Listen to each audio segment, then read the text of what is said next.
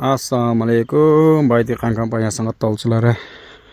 Біз да сіздерге ошоп ушундай 100 миллион тракторларын алабызда аракет кылып жүрүп алдык. Колубузга тийди. Чала Абад областы Сузак району Тарамазар деген айылын алдык. Кудай мырза, ана трактор келди, айылга колубузга тийди. Баары жакшы. Биз да ошол айыл банк аркылуу алдык лизингке. Баштапкы төлөм 20% төлөндү. Жылдык пайыз 10% менен алдык. Ошон менен трактор негизи жакшы. Ошо эрен 11.04. Көрүп турганыңыздардай.